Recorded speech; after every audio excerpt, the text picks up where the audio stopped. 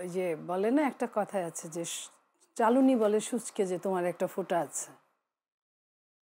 যে দল অতীতের কথা তুলেছে তাদের অতীত, যারা এখন পর্যন্ত এই দেশকে ধারণ করে না, লালন করে না, এই দেশের কাছে তারা কোনো দুঃখ প্রকাশ করে নাই, এই দেশের স্বাধীনতার সাথে যারা আমি ওইভাবে করা হয় নাই যেভাবে করা দরকার। কয়বার দুঃখ প্রকাশ করলে ক্ষমা চাইলে আপনারা ক্ষমা করবেন? ওইভাবে করা হয় নাই। ওই যে বলেন না কতটা পথ পেরোলে তাকে পথিক বলা যায়।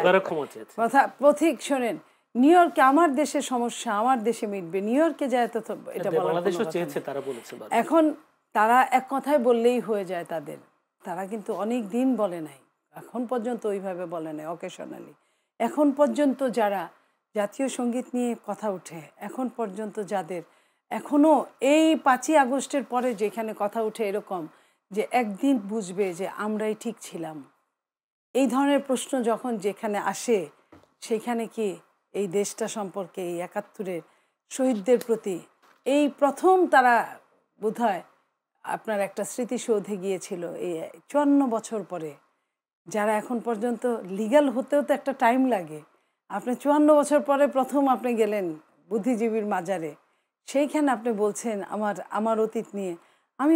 আমি ঠিক আছে, আমি অতীত আমি কি করেছি? আমি না হয় নিজেরা ঝগড়া করেছি, দ্বন্দ্ব করেছি, মারামারি করেছি, বা এক ভাই আরেক ভাইকে মেরেছি, এটার একটা বিচার, আমি বিচারের মুখোমুখি হয়েছি। আপনি তো বিচারের ওইভাবে মুখোমুখি হন নাই।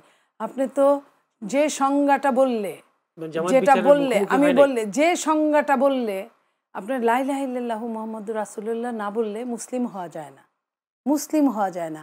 আপনি এটাই বলেন নাই।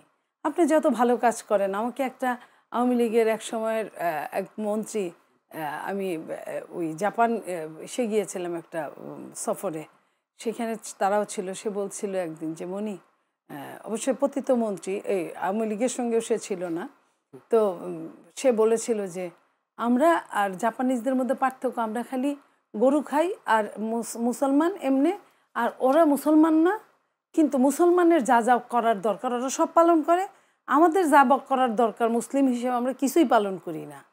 ঠিক ওই জায়গাটায় আমি যেতে চাই। যারা এই কথাগুলো বলছে, এই দেশের জন্য যা যা দরকার তারা কিছুই করে নাই, আর এই দেশের জন্য যা যা দরকার আমরা শুধু করেছি তাই না, আমরা কিন্তু আপনার আদালতের কাঠগড়ায় দাঁড়িয়েছি, আমরা জেল খেটেছি, জুলুমের শিকার হয়েছি আমরা, হ্যাঁ তারাও হয়েছে, আমি ওইটার কথা আলাদা বলছি। আমি এই যে অতীতের কথায় আসছে, অতীত সম্পর্কিত কথাটায়, আপনি তো মাত্র মুসলিম হলেন, মুসলিম হওয়ার সাথে সাথেই তো আপনি সব কিছু জানবেন না, আপনার অনেক কিছু জানার জন্য আপনার স্টাডি করতে হবে। তা আমি সেই জায়গা থেকে বলছি যে কত বড় আমি কহে নকল হীরাটি, তাই তো সন্দেহ নহ ঠিক খাটি। এই যে হীরা, নকল হীরা যে ধরনের কথা বলে, এটা একটা মানুষকে কিছুক্ষণের জন্য আপনি হিপনোটাইজ করতে পারবেন, কিন্তু সম্পূর্ণ সময়ের জন্য আপনি তাকে বোকা বানাতে পারবেন না। সে অটোমেটিক দাঁড়িয়ে যাবে। আপনি মনে করবেন যে একটা দুইটা নির্বাচন করেছেন আর এইভাবে আপনি উতরায় গেছেন, এটা সবসময় সবখানের জন্য প্রযোজ্য না।